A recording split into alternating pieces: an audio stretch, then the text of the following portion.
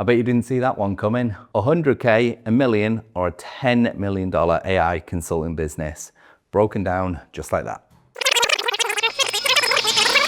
What are the differences between 100K, $1 million per year, and a $10 million per year AI consulting business?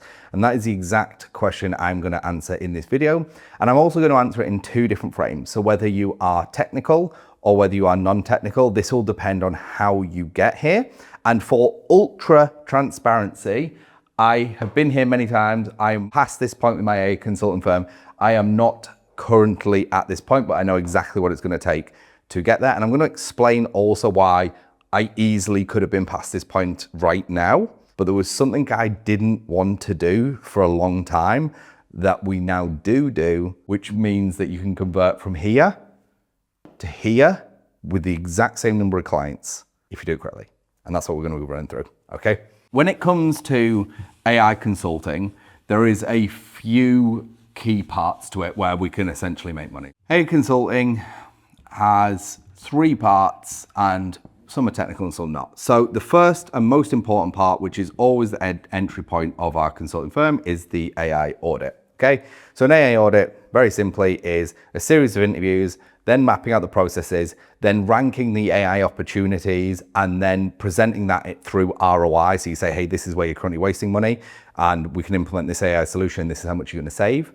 Okay, so a very logical bridge there for the owner, and then you presenting that to the owner. So that is, simplest form, very quickly, what an AI audit is. From an audit, you give recommendations, which leads us to the implementation, okay? This, obviously, I'm gonna put non-tech, okay? So you don't have to be technical to do auditing. Obviously, for implementation, you do need to be technical, okay? So this is the third part. So the recommendations you give from the audit, because as a consultant, you obviously don't have to do the technical side. You then say, hey, there's these 10 things or whatever it is that you can go and implement to get either more money in for your business or reduce the costs, which ultimately gives you more money in your business also. So that's the whole point of this. The third part is advisory, okay? So, and this also is non-tech, okay? So for those of you watching who aren't technical, essentially just like me, we focus on this side and we focus on this side, okay? Now, when it comes to making $100,000, so I'm kind of gonna do it like this. This is incredibly easy.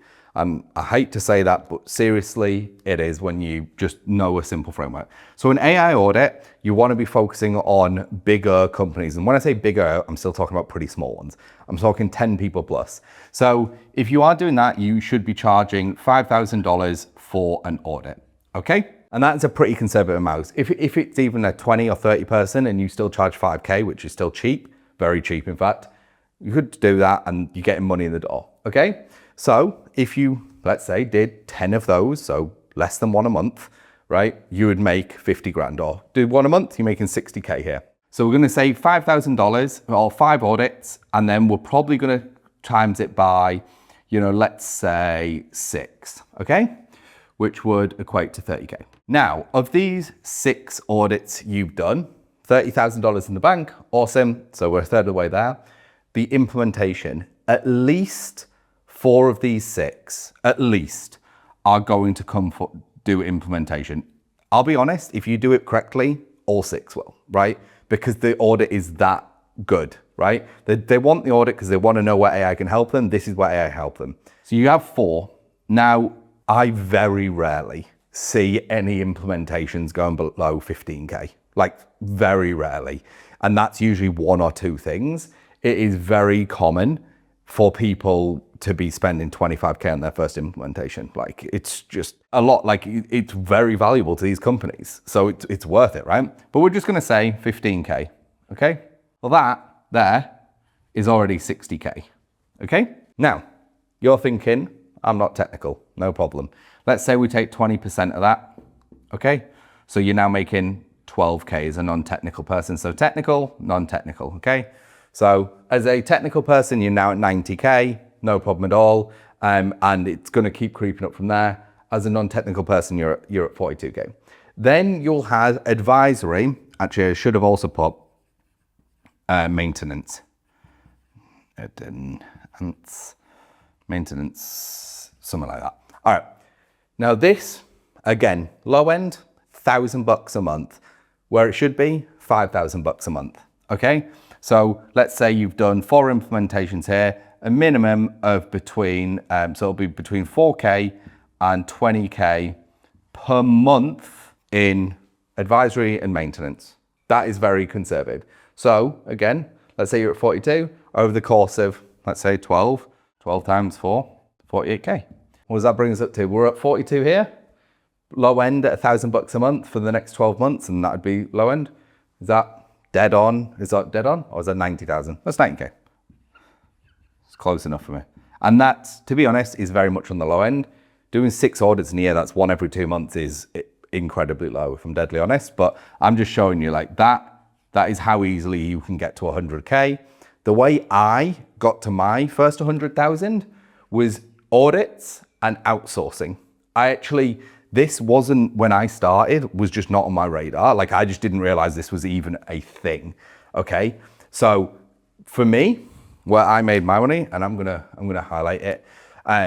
My first ever month, I will tell you this now, I made 13K.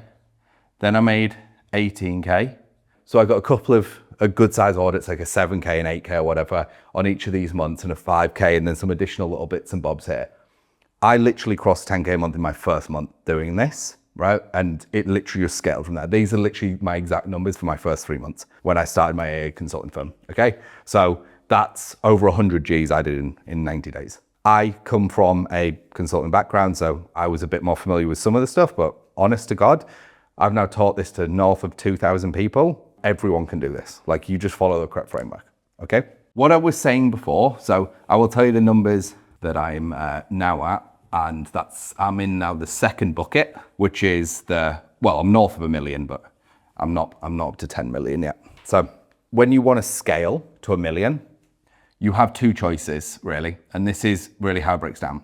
You can either go for more scale, more productization, or you can start going up market. And what I mean by that is just simply bigger companies. The third thing you can do, which is what I touched on in the introduction of this video, which I did not do originally, is this, okay? So when I first started, and what I recommend to everybody candidly, just find a good partner and outsource it. Like find someone who's good and just outsource it to them as an agency. So you could obviously use a contractor and then you've got to manage the relationship, but you've got to know a bit more about what's going on. If you find a good agency or a partner to use, and they basically manage the whole relationship, they really know what they're doing, they've got a track record, I would rather take a lower margin on that deal and have a certain result for the end client, because I know the chance of me getting more repeat work for them just goes up exponentially, okay? So the big difference I made was 2. 1, my audits went up a lot. So let's say we started out 5K. I think my first one was like 3, and then it was like 5, then it was like 75, and then it's gone up from there. The biggest one we've done is 80,000. My audits have now increased. So I would say 10K is even on the low end, but like we're 10 to 15K for an audit, okay? Because we've gone up in scale of the company, all right? So to do $1 million a year now, just breaking that down, again, even if you just did like 12 to 15 audits a year, let's just do the 10K to make these numbers easy, right? So that would be 120K just in audits, right? So you're 10% of the way there. I think that's still low. Actually, I'm gonna double that up, and I'm gonna say we've got 240K in audits. The big difference I made was implementation. So rather than taking 20%, which is what I was doing before, anywhere from 10 to 20%, depending on the provider I used. I tried a bunch of different agencies and people to work with. This is now all in-house for me, right? So my margins on all implementation are a minimum of 50%, like bare minimum. So if we're charging the end client 100 grand, like I'm 50 grand, I'm keeping of that, right? Which is just an enormous difference. Now, the other big thing about going up market in company size, the cost of implementations goes up almost exponentially. So like it's now very common. So like 25K would be very low for an initial build. For us, we're talking like 50K plus, right? So again, if we're converting, let's say 20 clients and we convert, let's even say 16 of them, and then you're talking about 50K, And then you're talking about like, that's revenue as well. And then, if I'm keeping half of that, it's a lot of profit, right? And then advisory and maintenance, this also is huge because this is what's given us recurring revenue. So for me now, where we're at is we average out at like 2,500 to like 2,750 is like the average. But it can go up. So some clients are paying like 5K plus per month, right?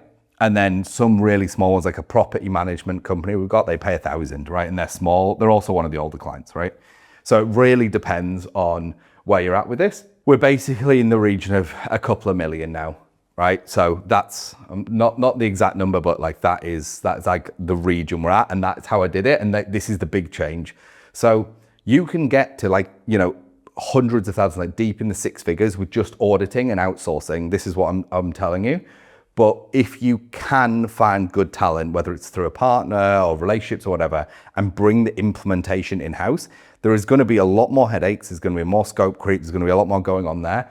But if you do find the correct people to work on this stuff, you will just start making exponentially more money for literally the same exact number of clients. It's like bonkers how much more you're going to make. Now, as I said before, I am not at this point yet, which is 10 million per year and up.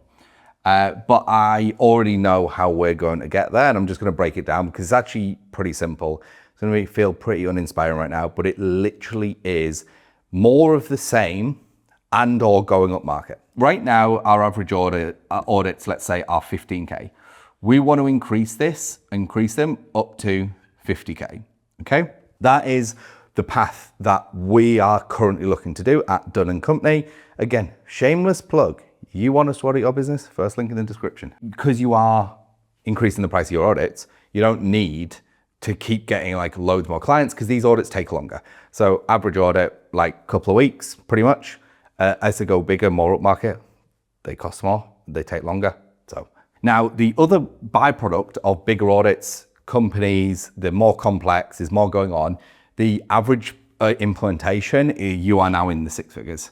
You are like pretty comfortably 100K plus. So right now we did an audit on a manufacturing company and the implementation is over 750,000 for the implementation from the audit. So pulled the audit, did all this, a lot of custom stuff needed.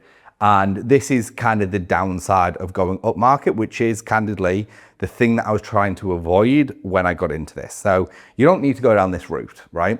It's just for me, I like the consulting side the most. That's the thing, right?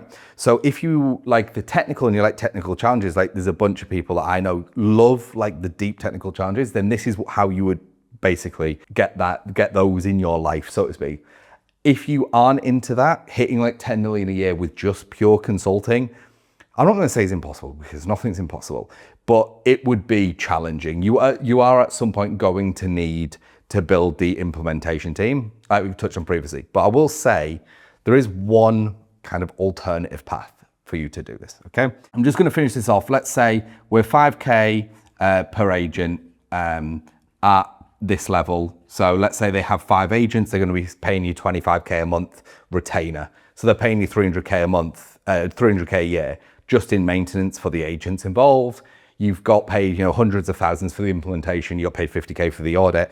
Like this is how you do, 10 of these a year, and you're cruising to that level.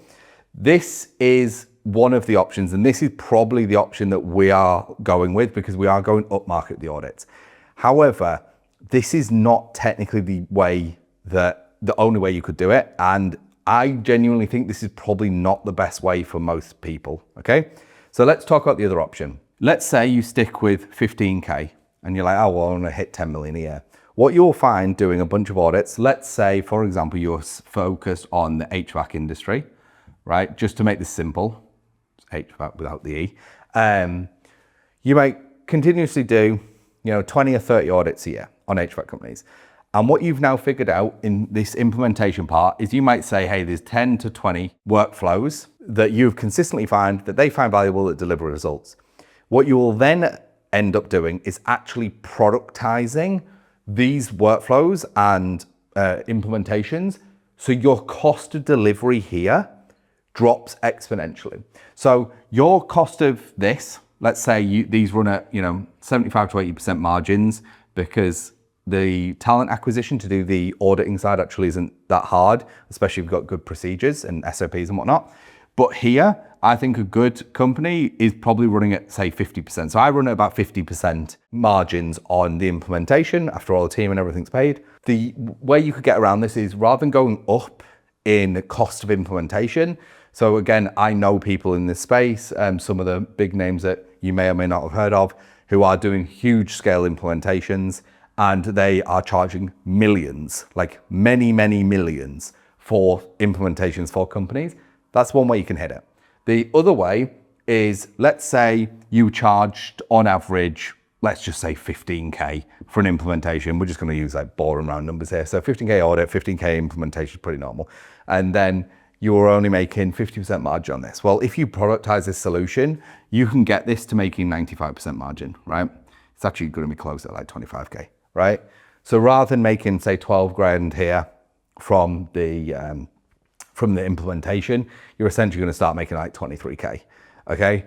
And your margin is just going up. It'll be more than this, but you can kind of understand the point I'm getting at. And then you got the maintenance on top of that, and let's say you're charging like 22.5K, for that as well. You essentially just get the ability to grow through managing many clients, but always delivering the same thing. So you have a productized solution, right? This can eventually become a total SaaS platform. So this is something that has essentially happened to me by total accident. I am going to be covering this in another video on my channel, but how I've developed a ton of solutions, GPTs, workflows, implementations in a niche, and that actually developed into a platform, not because I wanted it. So it developed into a SaaS. And again, like no intention of, I'm a consultant, no intention of ever owning a SaaS company or having one. It actually developed into that because it was the most efficient way for us to utilize all the different tools and everything we'd built, from lead generation to deal management to prospecting to actually running the audit processes itself, to managing all the content. Like basically the whole business became, it's just easier to put it all in one place rather than having, lots of different stuff going on. And that's what we did. And it's now a SaaS platform that, other people could buy, right? But it wasn't intentional. So that's like the other path. And again, even though I've unintentionally ended there, I actually don't think that's the best plan for most people, like candidly. And I am, if nothing, totally honest and transparent on this channel. I don't like the technical side. Like, I've got some great technical partners now in the company, and that is awesome, and they just love that stuff. But it's the part of the business that I find the most draining. It's just not exciting to me. I love business problems, like the auditing, consulting, advisory, growth, like that is where I'm in my zone. And if nothing else you ever get from any of my videos, just stick to what you like. Like, go where you are good and you enjoy it. Yes, there is a ton of money in implementation. And if I then got ahead and spent the time learning to build, really complex N8N or developer, all that stuff, I could have made much more money much faster. The reality is like I would also be way more miserable, right? So I'm actually really glad I didn't do that. That's how you can build either 100K, which is very easy, 1 million per year or 10 million per year AI consultant business. Very simple. There's always just these 3 frameworks. So I hope you enjoyed this video. If you like more like this, check out my channel. Got more great videos and insights on all these different parts of the process as well. And drop a like, drop a subscribe, and I will see you in the next one.